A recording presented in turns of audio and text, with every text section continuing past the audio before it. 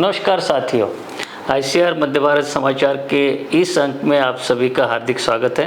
साथियों, आपसे कई प्रकार के सजेशंस मिलते रहते हैं और उसी सजेशंस के आधार पे हम लोग अपना कार्यक्रम बनाते हैं जिसका नाम है साप्ताहिक सलाह। तो इस अंक में सबसे पहले हम देखेंगे साप्ताहिक सलाह, लेकिन उससे पहले देखते हैं अभी तक के मुख्य समाचार। नई उभरती समस्याओं के निराकरण हेतु संस्थान द्वारा की जा रही नई अनुसंधान परियोजनाओं की शुरुआत। इस संबंध में हुआ एक बैठक का आयोजन।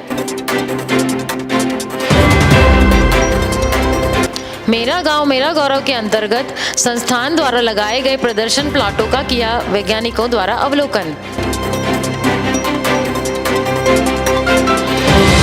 संस्थान के लिए गौरव का विषय।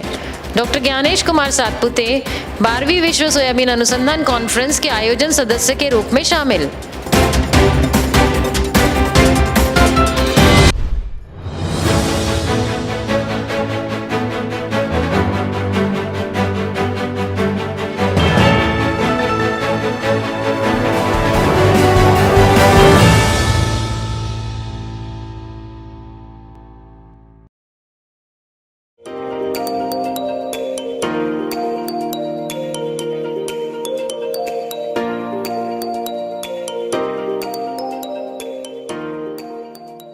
नमस्कार साथियों, साप्ताहिक सलाह में आप सभी का हार्दिक स्वागत है।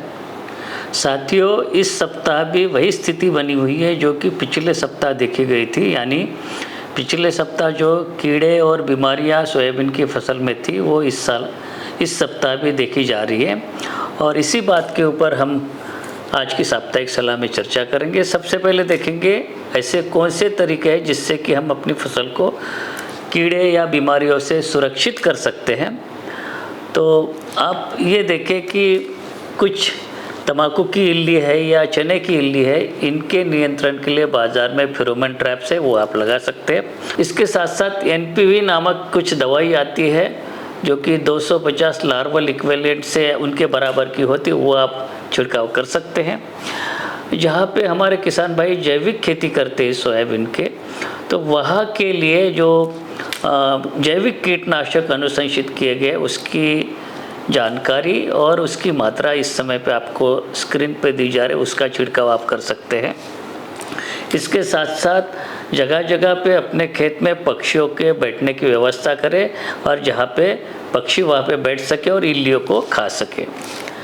साथियों, पीली मोज़ेक की बीमारी या सोयाबीन मोज़ेक की बीमारी हमारे खेत में आक्रमण करती है और इससे सुरक्षित रखने का सही तरीका ये है कि अपने खेत में जो पीली चिपचिपी पट्टियाँ है वो लगाए और उससे क्या होगा कि ये जो वाहक है वो उससे चिपक के अपने आप नियंत्रित हो जाएगा।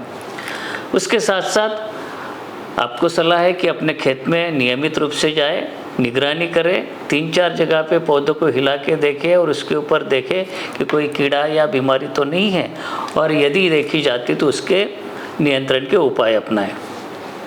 साथियों, जहाँ पे सोयाबीन फसल घनी होती है तो वहाँ पे चक्रभृंग का प्रकोप अधिक होने की संभावना होती है।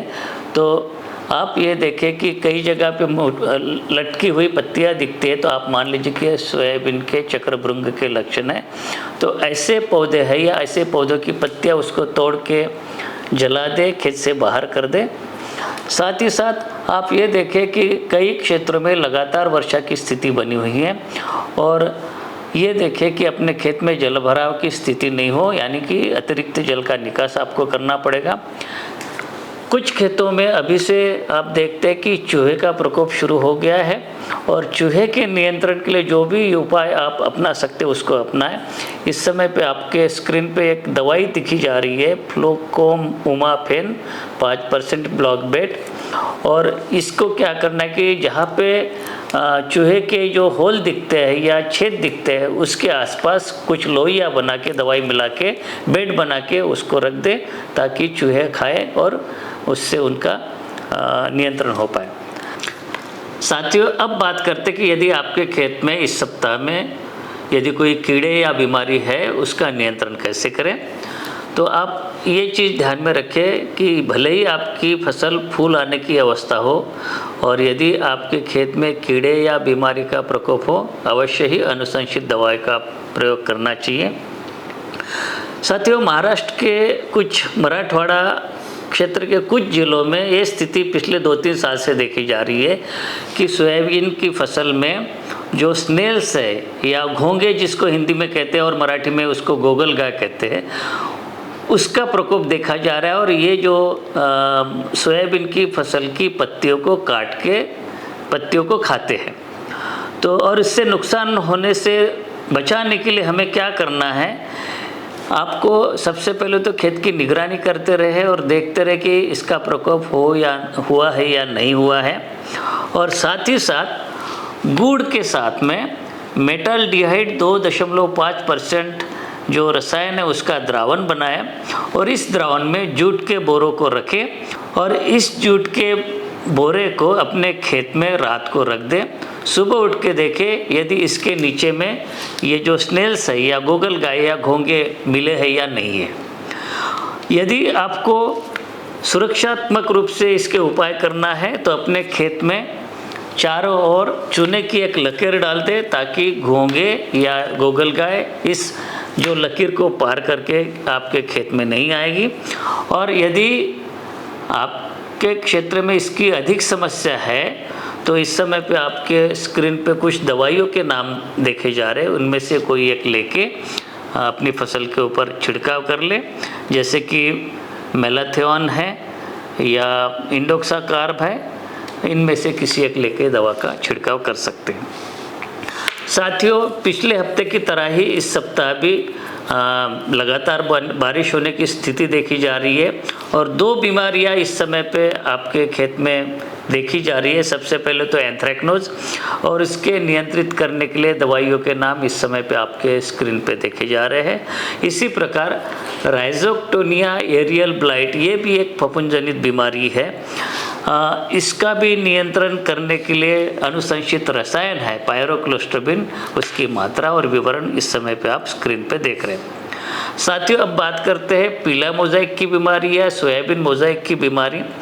और जैसे कि आपको पता है कि इसको फैलाने का काम जो सफ़ेद मक्खी करती है या एफिड करते हैं, तो हमें नियंत्रण करने के लिए इन कीड़ों का यानी कि सफ़ेद मक्खी या एफिड का नियंत्रण करना पड़ेगा। और उसके लिए दवाइयों की मात्रा इस समय पे आपको स्क्रीन पे दी जा रही, इनमें से कोई एक लेके आप अपने फसल पे छिड़काव कर सकते हैं। और इन दवाइयों का छिड़काव करने से यदि आपके खेत में तना मक्खी है उसका भी नियंत्रण स्वयं हो जाएगा। चक्रभृंग जो कि सोयाबीन का बहुत ही मेजर पेस्ट है, कई क्षेत्रों में ये देखा जाता है और इसके नियंत्रण के लिए जो अनुशंसित दवाइयाँ हैं इस समय पे आपको स्क्रीन पे दिखाई दे रही है।